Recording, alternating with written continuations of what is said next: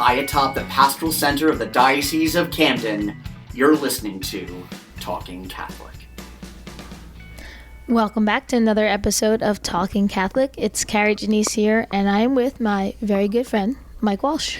You're a very good friend, but we haven't seen each other in forever. I mean, really, it's been like a month and a half. It really has. We banked a ton of episodes in October, and I genuinely don't think I've seen you for the entire month of November. Well, we're recording this on November 28th, and I think that's the first day in November I've seen you. My quota, seeing Mike once a month at least, at minimum. But yes, I know. It's been a while, actually. When you walked in, I was like, wow, I haven't done a podcast in a long time. Mm-hmm. And I miss it. So I'm happy to be back. And I'm really psyched for this episode because it's, well, I don't want to spoil too much, but it's two of my favorite saints. So well, I'll tell you, your fellow co-hosts are happy that you're back on because they've been working hard. If I asked Jen or Marian to record another episode, I think there would have been a mutiny. But perks of them working at the diocese and not it does make it easier to grab them. That is true. And you get to be at a couch down here at Newman. This is so nice. You know, was it?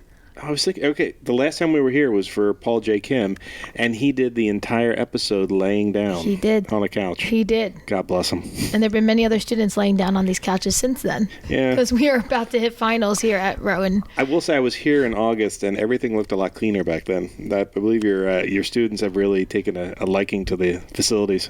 It's called the home away from home. So. It looks very broken in now. Yes. So for those of you that don't know, we are here at Rowan Catholic Campus Ministry, the Newman House in Glassboro, New Jersey. Mm-hmm. And we recorded the last few episodes with me from here. So welcome back again, Mike. And yeah, this is nice. I'm very excited about it. We're decorated. You are. I was very excited as I was walking up, seeing your Advent festivities all over the place. Some garlands, and it looks like a little early Christmas time since the students will be gone long before Christmas shows up for their winter break. That's I like true. that you've got that festive look to it. But it brings up a point that if our listeners listened last week, we had a great chat about Advent with the Diocese of Camden's pastoral group.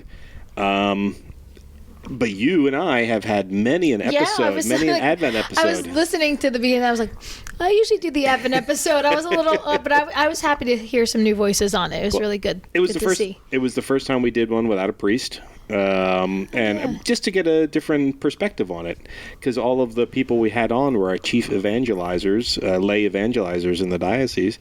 So we figured we'd let them take a crack at it. And actually, it only took 6 of them to replace 1 priest. So not bad. Hey, there you go. Yeah, that's not bad. No, Advent is that time. You said Advent. What did you call it? Decorative Advent? I forget what you even referenced it a minute ago. But we do have an Advent wreath. It's on the other table there. And I was actually listening to another podcast or YouTuber, and they were sharing about how, to put up, I thought this was good, but I don't do this just because of sheer time, but to put up a little bit of decorations maybe each week, a little sparingly, leading up to Advent. And, I was thinking, that's such a great idea. And then I was thinking reality hits, and as a mom who works multiple jobs, I'm like, that is not possible. It's like all or nothing for me. Like it's like a whole day event or nothing. But I love the idea of that. And I was like thinking maybe I can light things differently. I was actually really trying to take that into my life. As you mentioned here, yes, we do have some Christmas decorations up and all, and that is because the students won't even be here for that Christmas season that we hit December 25th. But the Advent wreath is so important, and we had a whole evening of making Advent wreaths and getting that information out about what an Advent wreath is here at Newman. And if you don't have one, we're going to be hitting the second week of Advent by the time this comes out. Get one, because they're a great Catholic thing to have on your dining room table. Just had dinner earlier tonight and with my family, and my son actually pointed out, light the candle. I was so happy. I was like, that's my boy. Absolutely. Because we forgot. So. And I will also tell all of our listeners, in case you didn't realize this, it might be obvious to most people, but there's actually an order to lighting them, which many times in the newspaper we misrepresent for I did it right on my social media. Tell me, I didn't get to that part of the podcast. The first one lit should always be the one opposite the rose-colored candle. Oh yeah, because so then you can go in the order. And then you go in the order after that. I know it actually seems obvious, but you would not believe how many, not in our diocese, but I watch a lot of other dioceses, how many other diocesan social media posts had the wrong one lit, if there can be such a thing as a wrong calendar, wrong candle. But yeah. Well, the other conversation I've had about Advent recently, and I'm sorry if you had this on the podcast, was about the white candle. Did you have No, we didn't talk about that. Okay. So it can go either way. Like you can have the white candle in the middle or not. It's kind of a more modern thing. Some people say to light it on Christmas, the white candle. Other people say you can light it just to represent Christ the whole time. So this was actually a conversation I had earlier today, too, about the white candle. See, I think that depends on what kind of a wreath you have, because I'm looking at yours over there right now. And we don't have a center candle in the one in our house.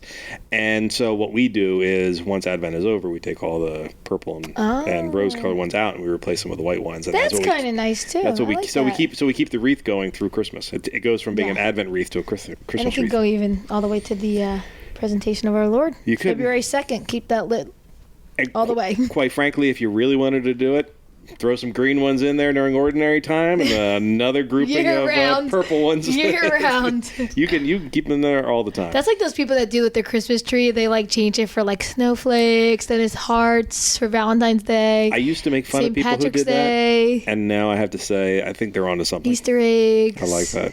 I like that. Beach umbrellas. It keeps going. Do you decorate your house seasonally? I do, but not the tree. The tree comes down. But I mean, that's just an extension of doing the exact same thing. I don't have a problem with that at all. For anybody out there that does that, go you. Yeah. That's good. I will not besmirch a person who keeps their tree year round. Big words here. I don't even know what besmirch means, but I will not make fun of anyone who keeps their tree going. All right. So anyway, enough about Christmas trees and Advent wreaths. I was just curious. Other than making Advent wreaths, did you do any other? Have you had an opportunity, or do you have plans for any Advent activities? Advent Advent penance service coming up. Nice. And it will have happened by the time this airs, so we'll have some clean souls around here. Finally. Going to confession. Unlike to prepare the couches. For Advent. Okay.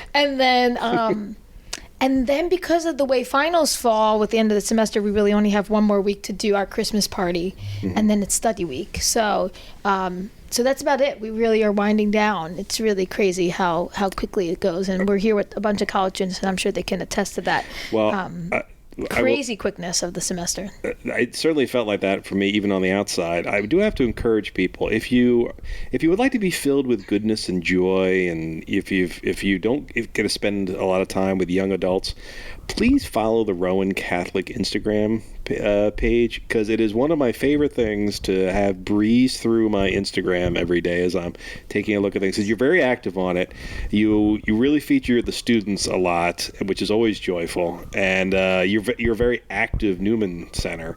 So there's a lot of activities. There's always something going on, and some of it is social, some of it is service, and quite a bit of it is spiritual, and it's an uplifting feed to get to see every day. So good job with that. Yeah, I appreciate that. And we have to highlight the good work of the church and the good work that the students are doing, especially the service. I think that's something that has really been strong this semester, and a great liking to that by the students. And I mean, I've always been very big on the service component in all my ministries, and I think it's so important because we really do feel that outwardly sign of our faith, that active part of our faith.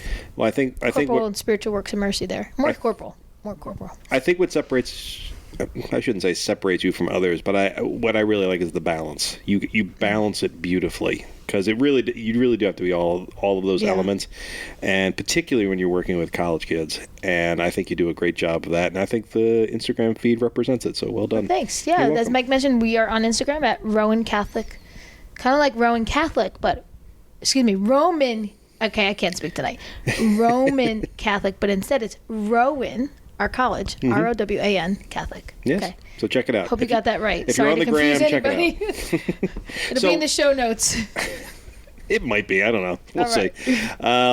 So yes, we are here, and we are surrounded by a number of the bright and lovely faces of your group. Because we were talking, what was it? The Woodsides episode. We were here, and there was a book club going on upstairs while we were recording. Yes. And I thought that would be a fascinating idea for. So I have no idea who these people are. I don't know what they read. I know we're also going to do a little bit of a movie review as well this evening. So to our listeners, you may have the benefit of not hearing from me for the rest of the episode, because I didn't read the book and I didn't see the movie. Yeah. So. I'll have to carry the conversation because I've done both, but God these bless guys you, are better than me. So maybe we can have them each share who they are, where you're from, and a little bit about your college experience. Starting at your left. Hello, I am Bri. I am a senior psychology major, and I am from Bel Air, Maryland. Hi, I'm Tim Sullivan. I'm a first-year MBA student here. I'm from Canada, but I live in Cherry Hill, New Jersey. What part of Canada? Mississauga. It's a city right next to Toronto. As listeners of this podcast will know, I have an affection for Canadians. So cool. Thank you for I have joining the us. opposite. No, I'm just kidding. And next. Hi, my name's Morgan. I am a senior music therapy major, and I'm from Lacey. Cool. Hi, my name's Marian. I'm a freshman here at Rowan, and I'm majoring in mechanical engineering. Excellent. Where are you from, Marian? And I'm from Morristown, New Jersey. Yeah. That was like a game show. Nice. Hey everyone, I'm Peter Gawason. I am a senior biophysics major here at Rowan. I'm also doing a minor in chemistry, and I am from Deptford, New Jersey. Hi everyone, I'm Nick. I am a senior biomedical engineering major here at Rowan, and I'm originally from Staten Island, New York. Wow. So we're outnumbered by the engineers here. Well, okay, so one of the things that I have a fascination for science. I love the fact that you have so many people with a science background here and a faith-filled entity. I tell people all the time, those two facilities do not need to be separate. It's true. And actually our advisor here for the club is a part of the physics department, Dr. Eduardo Flores. So, That's right. Yeah, That's right. So we are all well-rounded with the sciences. I love that. Excellent. So we, these lovely young people we have with us today, now are they all members of this book club? Yes. Yeah. I believe no, all but one. One was at the movie with us, so he's going to share. Pete, who introduced himself shortly ago. So the rest, all of them are. We have the head of our book club, Nick. He's also the head of our whole Rowan Catholic. He's the president of our ministry here, but all of our e-board leaders, known as executive board, are also ministry leaders. So they lead the book club, the Bible studies, the men's ministry, the women's ministry, pro-life ministry, and such. So each of them have their own ministry that they help lead, as well as serving on our executive board. So Nick kind of duels as president and book club leader. Well, in that case, how did book club form, and how did you decide on your first book to read? Okay, so book club is actually something that we've been doing for just a little while here, and it all started when our former president, just from last year, Carly Robinson, if you're listening to this, we love you, decided that she was going to start a book club. And so we originally started on the topic of chastity with a book by Jason Evert, If You Really Loved Me. And that was really, really a fantastic experience. We continued with that theme through last year. And then it was decided that I would take up the mantle. So I was kind of starstruck and nervous because I had these huge shoes to fill, and I wasn't sure what book would do this justice. And so I was praying about it. And last summer, just before I left, I was speaking to our former campus minister, Rebecca Hardy. Again, if you're listening to this, we love you. And this book was just in her office, and she recommended it to me. So I took her copy home, and I read it. And I was just like, I didn't know right then that would be the book that we were going to read, but it was just an incredible book, and it gave me a whole new appreciation of St. John Paul II. And, it found its way into book club, and we've really been enjoying it so far. So, and what's the title of it? St. John Paul the Great, His Five Loves. And who is the writer? Also by Jason Evert. Okay. He's done a fantastic job with his books. So, we're a little bit of a fan club here. Well, yeah, of JP too. Kind and of like Jason a Everett. little spoiler, kind of save the date. He's going to be coming to the South Jersey area next October, early October. Oh, wow. To give a bunch of talks, one of them being here at Rowan Catholic. That is good to know. Mm-hmm. Thank you. We'll have to do a little promotional piece for that. That'd be awesome. So I know Kari, JP2, is certainly someone that's important in your life. Kind of like him. Yeah, you're a He's fan. okay. You may have named your kid after him. Yes. As you were reading the book, Nick, certainly he's a famous pope. One of the longest serving popes and of I believe of the the second Catholic Church. longest. Yeah. So a lot is known about him. I'm curious, what did you learn maybe that you didn't already know through the book? So going into this, he was really just a pope that my grandmother had told me about. You know, my grandmother is a very religious woman. She's where I get, you know, a lot of my spiritual life from. And so I kind of just knew his name, you know, and that he was considered to be one of the great popes. And so I went in knowing basically nothing. And it really astounded me, just his humility, his love for the youth, his love for the Eucharist, and just, you know, of course, there are 5 mentioned in the book. Yeah. But I learned basically everything I know about him from this book. And he's really just like this incredible just role model that, well, I guess we have now. Now, to everyone who's listening right now who is of my age and is currently clutching their pearls, that a young person would not know who John Paul II is, please remember that most of the people who are in this room right now were either not born or were little tiny babies when St. John returned home. Okay, except for me, which is why I love him so much, because I feel like many people in my generation, and even yours, Mike, you're only 10 years older than me, is that he was a pope for our generation. You know, he was our pope. He was our pope, definitely. And in many ways, I still feel like that because his spirit, his charisms live on through people in our generation. People like Jason Evert, because he is another one who is just under JP2 and just, you know, loved him so much as our pope, you know, and for our times. So let's go around the room a little bit and ask some of the other book club members, you know, what was it about, what in this book did you learn? Obviously, probably a lot, since this wasn't your pope, per se. You know, what did you take out of the book, and what did that experience kind of mean to you? So since you're gatekeeping popes now, so I didn't grow up understanding like what popes were. I don't know. But the thing that I learned about JP2 that I think was like most important was that like no matter where he was, no matter what he was doing, he was praying. It always, you know, it harps throughout the book just how much he, you know, spent time in prayer. Even when he was working in like factories, my mans would literally kneel down and just pray. And some people hated it and some people respected it. And it was just so beautiful to see him, just his constant love for God and his constant, no matter what, you know, need for prayer. Like Bri said, I would say the most important thing I learned was definitely the prayer without ceasing, but I would say for me mostly it was his humility. The intro, the foreword, I think, was written by one of the Swiss guards, and it was that guy's particular testimony of how friendly he was, personable, kind,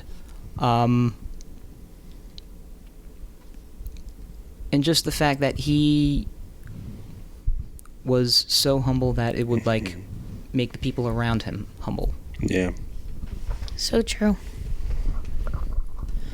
I guess for me, there's one part of the book where it talks about when he's, like, talking about to, like, young people. I think it was, like, at the first youth conference. I forget what that's called. He started World Youth Day. Yeah. He was the founder. Like, there's a point where he was trying to talk about chastity with all these young people, and people were trying to, like, advise him to not talk about it. They're like, oh, maybe you should talk about, like, kind of sugarcoat it. But I really appreciated that, you know, that's a very hard church teaching, but, you know, when you handle it with prudence and love, like, it's easy to, like, understand, like, where the church is coming from. And, like, I did read, like, Theology of the Body and before reading this book. So, like, I don't know, that was just, like, very, like, healing to kind of, like, learn, like, you know, what does the church actually mean and what does it stand for? And he's, like, a good example of somebody that would just unapologetic, like, I probably did pronounce that word wrong. Unapologetic? But yeah, like, yes. He just, like, said, like, what he needed to say. Yeah. And he was so with the spirit on that, you know, just knowing the truth and trusting in that. And you know, I've seen with chastity speakers in general, but of course with the Pope, it was probably, I've never heard him like live talk about that, you know, have heard clips from him. But I would imagine just in his delivery, it makes the young people want it more, desire it more. Just the way of him delivering it and sharing that information. It almost makes you, yeah, this makes sense. And yes, you know, I desire that more as a young person, and to kind of know, okay, I need to give them the truth because that is what they deserve to hear. That's what they should hear, was just, you know, so of the spirit to be able to do that. And it just, we all of us are seeing the benefits of that now from him sharing that, because I know many of my own even personal choices in chastity was hearing that message for its truth, for what it is, not sugar-coated in any way. I think it also just showed how much he did love young people, because that's a really controversial topic, obviously. But it showed just his love and his devotion that he had to just the next generation of people, and like just raising them up to be good, practicing Catholics. Marian, anything like to share? Yeah, like Bri and Morgan both said, I thought it was amazing just how much he catered to young people and how much he really cared. One of my favorite parts of the book, I thought it was really beautiful how he would go camping with young people and say masses with them in the woods, and I believe he liked kayaking too, according to the book. So I just thought that amount of, I don't know how to word it, but he was so personable, and how much he loved youth and cared for them, that he would literally go out in the forest and camp with them. I thought that was beautiful. I think he actually said mass on canoes flipped over. Yeah. That was the altar. And then he would set that up for mass. Yeah. Which, it's funny, I've done a couple kayaking trips, not canoe trips, and I've taken priests on them, and I was like, can we please do like a JP2 moment and like pull over to the side and say mass? And I haven't gotten one of them yet to do it. Really? But I'm They really did it for hoping me? to. Really? Yes. When? When I've gone I'm not going to out which priest I was with, but what I want. So cool. Sorry, kid. When he first became Pope, that was actually one of the things that was most notable about him, was how active he was. He was still going into the Alps and skiing when he was first. I mean, there's actually a very famous photo of him skiing in all white as it must have been 1979, 1981, somewhere around before he was shot. It was before he was shot. So hearing about that activity, and quite frankly, you and I have both known, now certainly we live in a different age now where it's priests aren't as free to go camping with young people and stuff like that because of all of the terrible things that happen in the Catholic Church. So now we have a lot of things, a lot of boundaries, set. But it is still possible with, say, young adults and stuff like that. Because one of my first experiences as a young adult hanging out with priests was going camping with them. And I've said this many times on this podcast, but that group of friends and those priests and seminarians who were a part of that group are, without a doubt, a large part of why I'm still here today. It's those memories and those moments of faith, especially in those kind of different, seeing it in a different light, like, right, all right, priest camping and now saying mass for us in the middle of a forest. Actually, I had a friend recently had his bachelor party, and, Father Peter Gallagher, I'll say, he was one of the groomsmen. Father Peter Gallagher had his bachelor party? No, he was one of the groomsmen. Let me finish. He was one of the groomsmen. And he said mass. That was on you for pausing at the wrong part. And I said, Father Peter Gallagher was one of the groomsmen. You jumped in. All right, so he said mass for this group of friends, and the picture in the middle of the woods, they had done a kayaking or canoe trip, and they had gotten to do that great moment of mass in the middle of the woods. And the way the light, I saw this picture, the way the light was hitting the Eucharist in the middle of the forest was just incredible. It was just one of those oh my gosh, this is captured on film.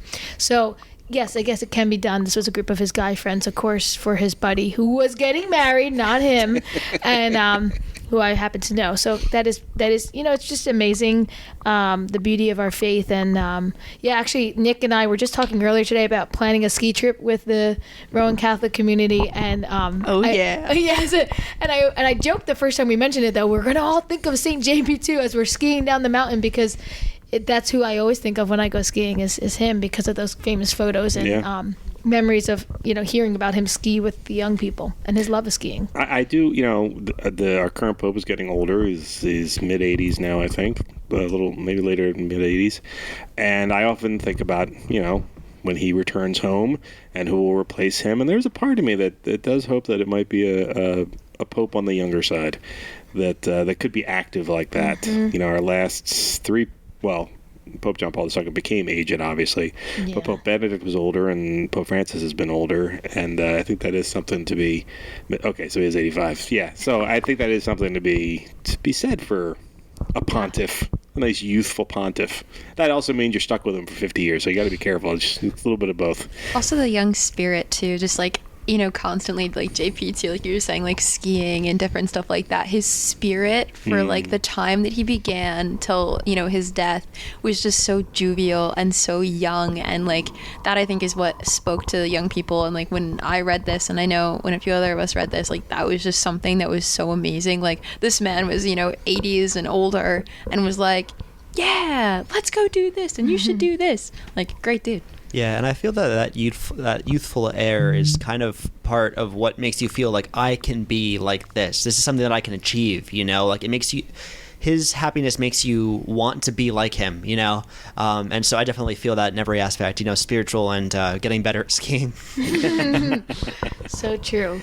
Even, and Bri, you mentioned up until, his death, he was very active right to the end, even with his Parkinson's and old age, and he just, even through the mass, would be, even because of the Parkinson's and all, drooling and all, and he would still do his best to kind of to be the Pope, to be a priest, to be the priest for his people, right up until the end, right up until his death. And that's the thing, like you imagine, what that must have been like for him as, a human, like having, so many people watch him age and watch him go through all these different things and not be able to do as much as he used to do. Must have been so hard, but he did it so well and with such grace. As Tim said, the humility, that is all of that. Did you read the book? I did. So it came out in 2014. I read it shortly after it came out. I'm a big Jason Evert fan. I'm friends with him as well. We kind of keep in touch. And look at you, name drop. Well, that's because he came to Our Lady Peace in 2013, and we kind of he was big then, but not as big as he is now. That was when his Chastity Project was launching all of their books and all. So we kind of connected. He used our ministry as at the time, Our Lady Peace, as kind of a launching pad, hooking us up with a lot of the books and getting donations for our ministry to kind of be that prototype of the way he was setting up his ministry of Chastity Project, which was, and it still exists this way as today, where people can donate and then they'll send books to different organizations to be used to get this message of chastity out. So that was in 2013. This book came out 2014. So being a friend and a fan and loving St. John Paul II, I've mentioned this on the podcast before. I'm not a big reader. I do not like to read that much. It's not my favorite thing to do in my pastime, quality time. It's just not for me. But when this came out, I was like, I'm reading this. I did, and I have a lot of highlights in my book, and I can just remember being just amazed. So his 5 loves, I kind of overlap with most of them. So I just want to kind of share the 5 loves, and this is why I was so drawn to it, because these are things that I love, and I was really excited, except for one that we should all love, but it's a hard one. So the first is young people, right? So I'm like, oh, yeah, that's me, right? I love to work with young people. We should love young people. Right. What's that? We should love young people. Yeah, like the young church, right? They're cool, I guess. Human love. That's a suggestion, right? And that's me. These are the 5. Okay, if you want to be like St. John Paul II, this is what you should listen to. Big ask. Young people, human love, which again, I love to be around people. Like, perfect example. I don't want to read a book, but put me in a group of like 5-10 people. I could talk all night, but give me like an hour to read a book. I'm like, oh, I'm an extrovert through and through. The Blessed Sacrament, Jesus, time of adoration, receiving the Lord, the Virgin Mary, can't go wrong. But here's the one where I'm like, I should love this, but it's so hard. The cross, and Really? that is a, I in my heart I love it, but that's a hard one. So can you tell me more about his perspective on that? Or can any of you Okay, so I read this in 2014, so I'm going to toss this one to these guys, because that was one that's a little less fresh in my brain. I could talk more about the youth and the Blessed Mother aspects easily. Because I'm curious about that, because you're not the only one I've heard of say they have difficulty with the cross. I think that's a tough one in general. So I'm not going to lie to all of you, right? With the way that the semester's been going, we actually have not hit the part about his loves. We're still in very much so the biographical part. So, it's not even fresh for me. All right. I do know why don't we open up the book and we'll talk a little bit about that. I mean, even it's about his suffering. So even with his Parkinson's, as I mentioned earlier, his loss of his mom at a young age, very young age, then his brother and his father. So he was, by the age of, I believe, 20 years old, all alone. Like, he had nobody in his immediate family left. He also became a seminarian in the time of Nazi Germany, where you weren't allowed to, studied the Catholic faith out in the open. It was underground seminary. So I think it's really about that part of his life, that suffering. He had to endure that suffering. Yeah. So, I know that's part of it. To quote the book, I can't right now at the moment, but I'm going to flip around in it to try to get a little quote here. But he really did endure a lot of suffering. I was curious, out of the 5 loves, which one were you each drawn to? That was something I was. I feel like it was always his appreciation for young people, right? I mean, that's something you all brought up. But besides that, was there anything else in the book? I mean, you brought up his appreciation for youth and his youthful nature. What about you, Morgan? I know one part it talks about the Eucharist, and they would try to make sure he would be when he would travel, they would try to have a very strict schedule and try to not tell him where the chapels were. But there was a moment where he was at one of the colleges, I think it was Mount St. Mary's, and they tried to move him so he didn't see where the door, the entrance was, and he found the side entrance and he went in anyway. That was just very funny. He would do that everywhere, and it got to a point where they were okay, well, we just have to put this in the schedule because he wants to stop at every single one. And people would ask him, they're you already prayed a couple hours ago, why do you have to pray again? He's no, it's still Jesus. It's just it's in a different place, but it's still him. That's an interesting perspective, because certainly in my line of work, I go to all the churches in the diocese, and I'm there for business. I'm not oftentimes thinking prayerfully. I'm thinking, I got to hang a light there, and I got to set up a camera there, and what's the mic system here? And so I find that, oftentimes I look at churches nowadays as my business venue, as not necessarily my spiritual venue.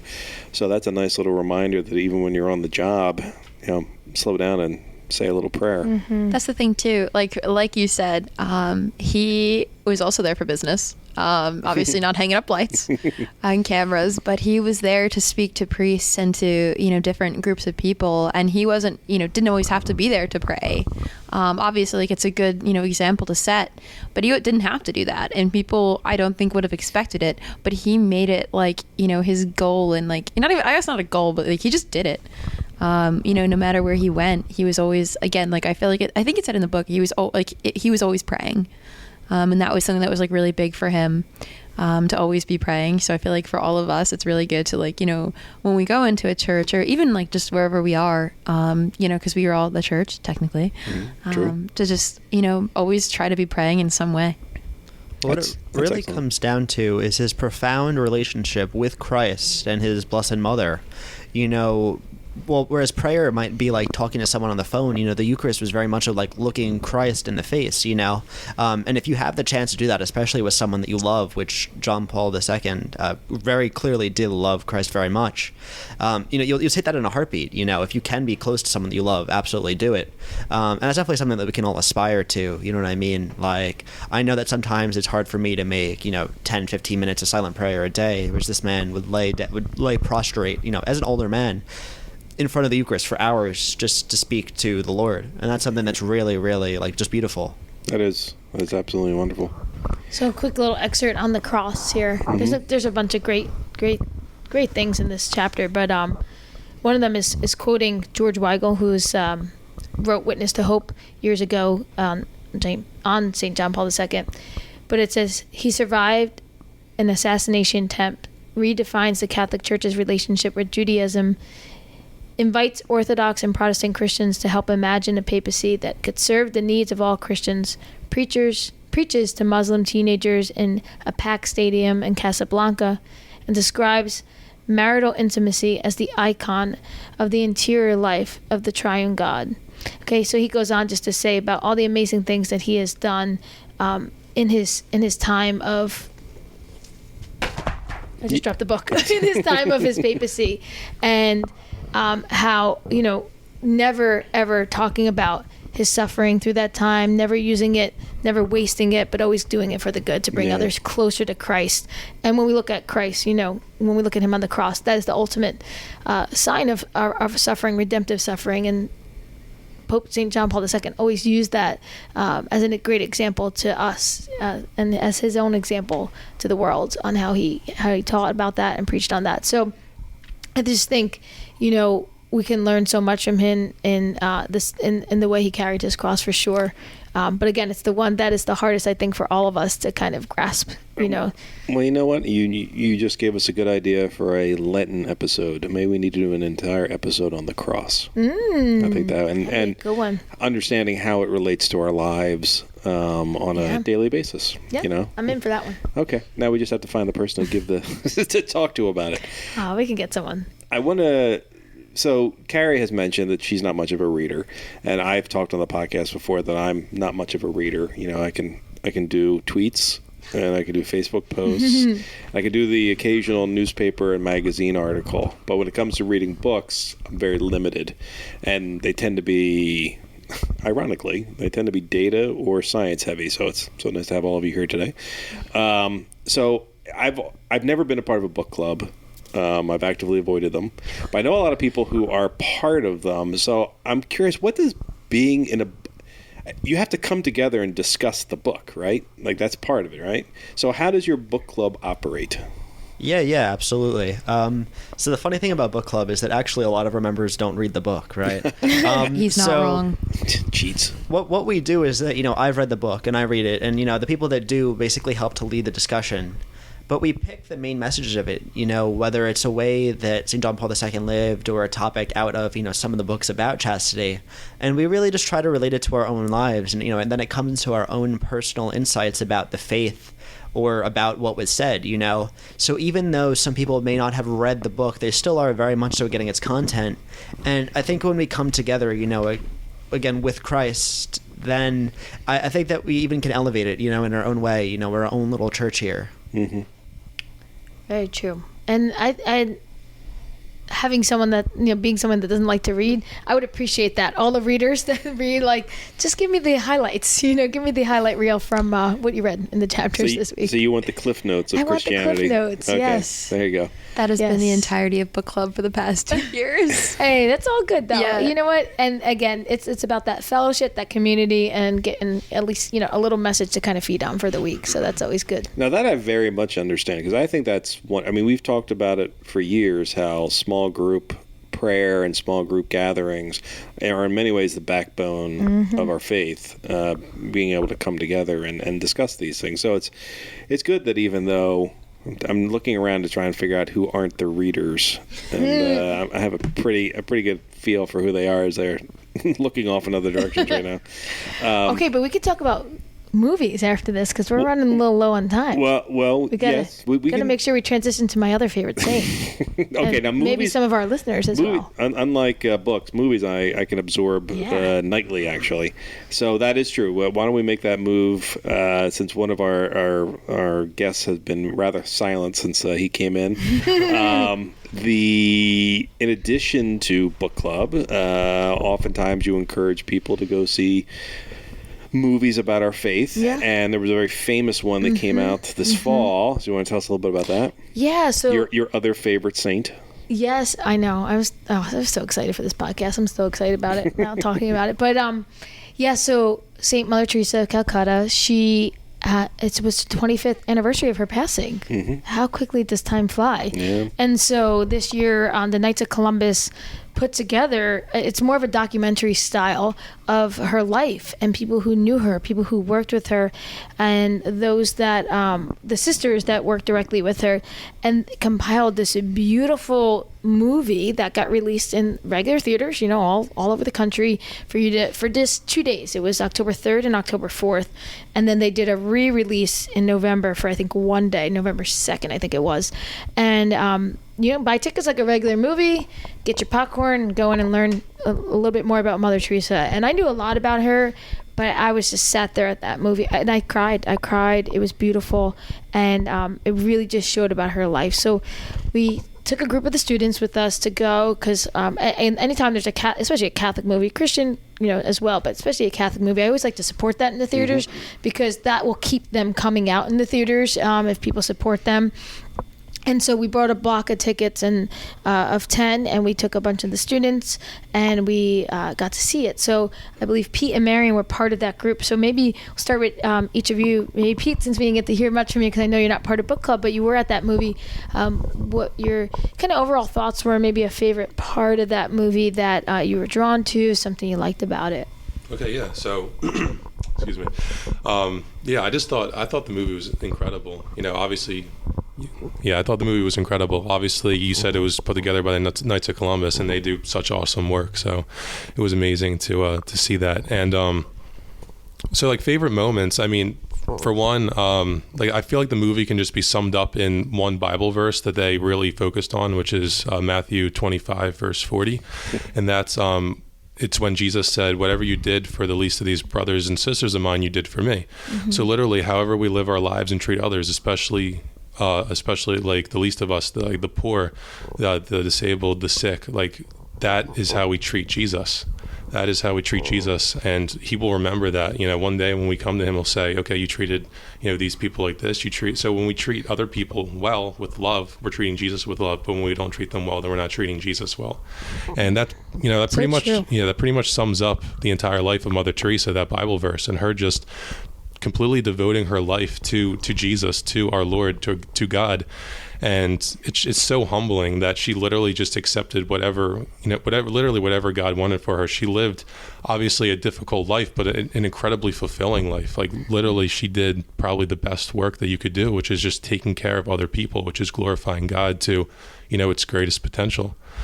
Like I said, it was just so humbling. I always knew, because I went to Catholic school, so I learned about Mother Teresa, but I didn't really know her life in depth the way that I guess I really wanted to. And the movie just really did a great job of highlighting. You said it was documentary style, and it really just did a great job of going through her life. I really feel like I was able to just learn so much about her and really connect with her, because her life is such an incredible example for all of us to live by. Obviously, most people aren't going to be able to live their lives to the extent that she did, doing such, strenuous work. But if all of us can just live our lives somewhat like she did, we can really bring about God's glory and make the world a much better place. So true. Yes. How about you, Marian? You were there that night. Yeah. I think for me, very similar to what Pete said, just helping others and how she never thought of herself. And I thought that was beautiful.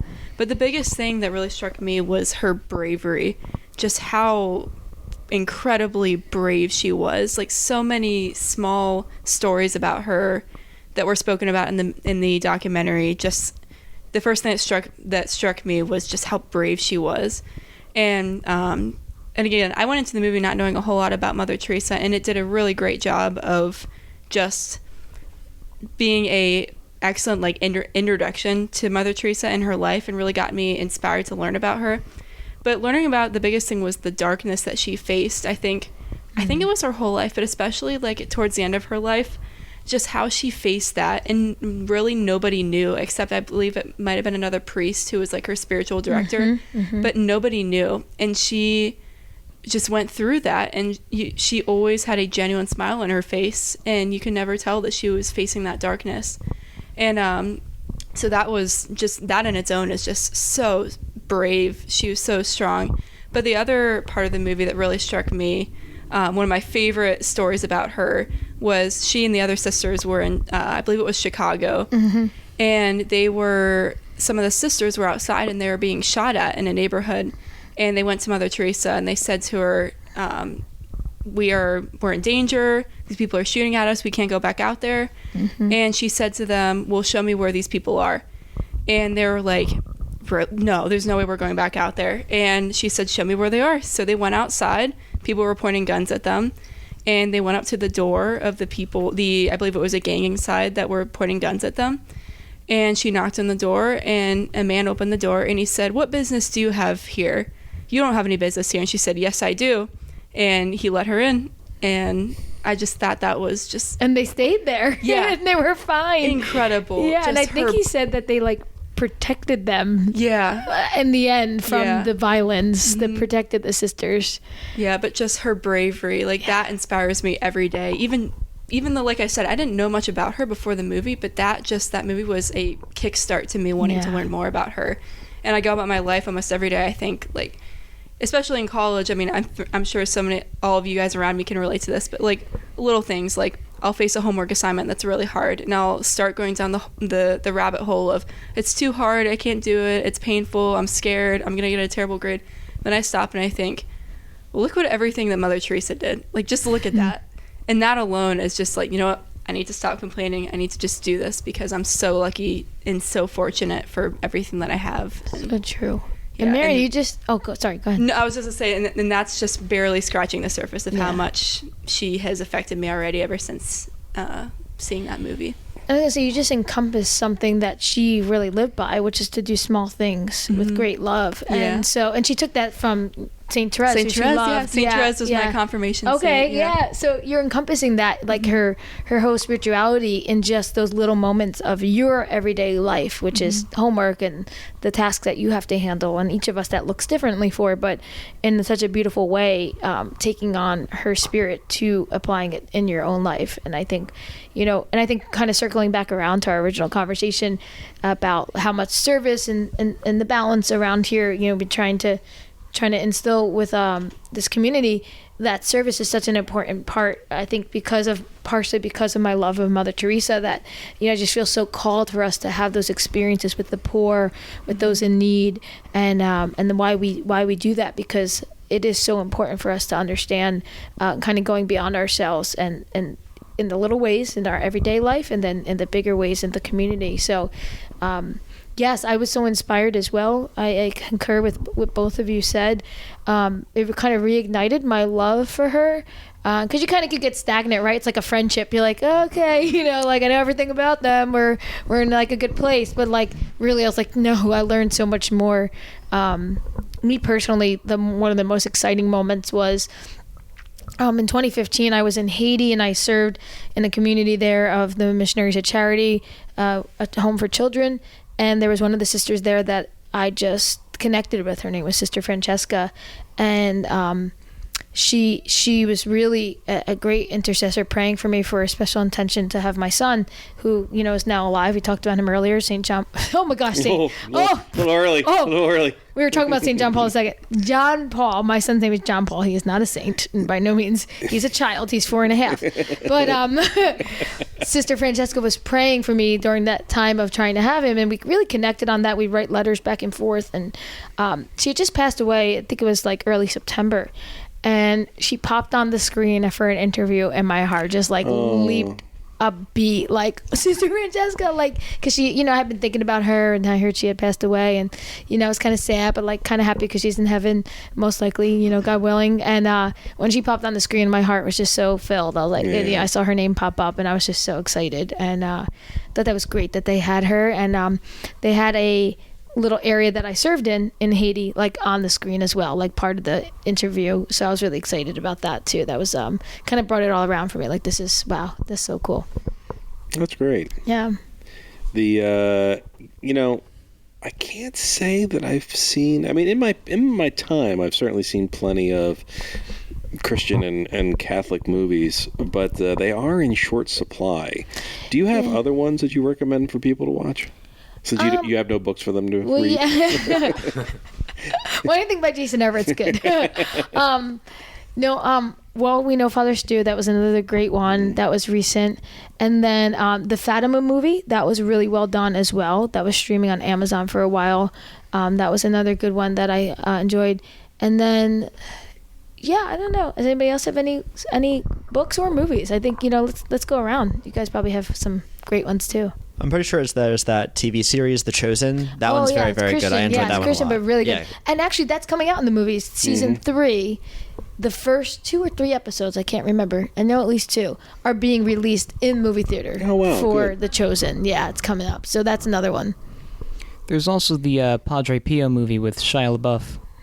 Oh, it's coming out, right? Or did it come out?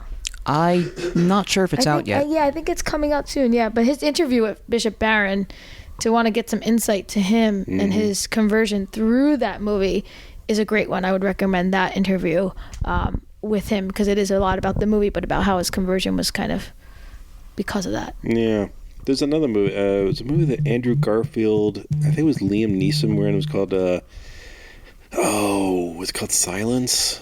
Now I'm trying to remember. They play Jesuit missionaries in Japan, and Andrew Garfield spent a lot of time with the Jesuits during it, and it said it actually changed his life as an actor and as a person, and now he follows a lot of the Jesuit prayer practices in his daily life still to this day because of the interaction he had, which is why it is so important for us to interact with our priests and our women religious and our men religious, because they have a perspective that us as lay people don't possess.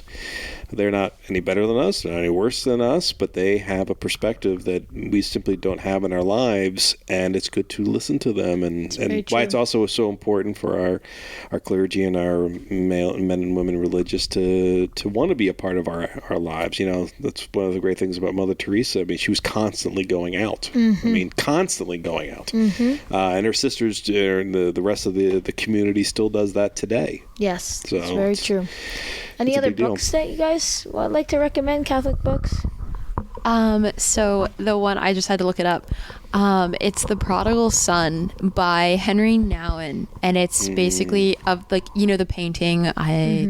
Raphael. Yeah, Raphael did The Prodigal Son, and it's basically it's Henry Nouwen's interpretation of it, and him going through this whole basic understanding of the painting, but also realizing how in the parable, like the two sons, how in that painting, both of them were being portrayed, how the father was, both, God, right. And that father, and how, he was also very nurturing and how God is also very nurturing and loving, not just this guiding presence.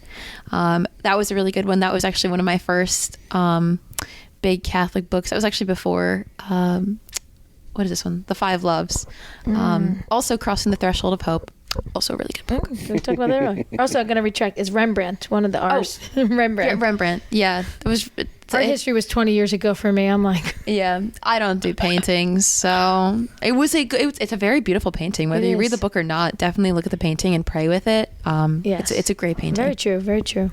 Great point, though, to make that even paintings, not just writing and movie or even YouTube videos, but even just to look at a painting. There's a lot of religious paintings that can be so inspiring, and that is definitely one of them. Interesting. That was the subject of one of our Newman meetings last year, actually, about Catholic art. Oh, nice. Did you have a guest speaker, or was it? Yeah, we did. It was a friend of Rebecca and Father John's. Nice. She actually did that painting of Saint Bridget in in the church. Yeah, right to the left when you walk in. Yes. Also that picture of Blessed Pier Giorgio Frassati and the crucifix. Okay, she teaches at Paul VI High School. I think she's the art teacher there. Yeah. Very cool. All right, I don't know her name. Do you know her? Your son might have her. I forget. I've met her on a number of occasions. I've interviewed her, and I apologize that I can't remember her name. If you're there, we love you. We love you too. She is outstanding, and they have an excellent art program at that school. And I've met the artists there a number of times. We featured them in a few things. They're truly gifted. So that makes me so happy. I've heard about their art program, and I appreciate that, because the arts is the one thing that suffers a lot in high schools, and that's great to hear that Paul VI is doing a great job there. And much like the marriage of science and faith, I also like it when art and faith come together. That's another beautiful marriage. Were you going to recommend a book? Yes. So one book that I've been trying to work my way through for a little bit longer than I like to admit, just because of the way the semester's been going, and we're doing book club, is God Help Me, How to Grow in Prayer by Jim Beckman. And this book is really, really fantastic. It goes into just kind of what prayer is, why it's necessary, and kind of how to do it. Because, we're taught these basic prayers, the Our Father, the Hail Mary, anything else by a script. But it's lost on a lot of people on how to actually dive into prayer. Sometimes it's intimidating and it prevents us from doing it. So this, if you're looking for a good way to pray, this book will help you. Well, thank you very much. And thank you all for joining us. This has been a great opportunity. I've spent a lot of time here on podcasts and YouTube videos, and I believe this may be the first time we've had any of the students on. So this since me. So certainly since you've been. I don't recall having done it when Rebecca was here either, so I think this is the first time. So thank you for that. Yeah. The next time I come back, I promise, I want to talk about all the things Kari does wrong and how irritating she is. I'm not going to be here for that one. Don't worry, Jen Morrow will come for that one. It's going to be good for humility, just like St. John Paul II. So there you go. Well, everybody, to our listeners, thank you very much for checking us out this week. And to our guests, thank you so much for your well-reasoned commentary on these books and these movies. And Kari, as always, thank you very much for setting this up. So we appreciate it. So everybody, take it easy, and we'll talk to you again next week. See ya. God bless.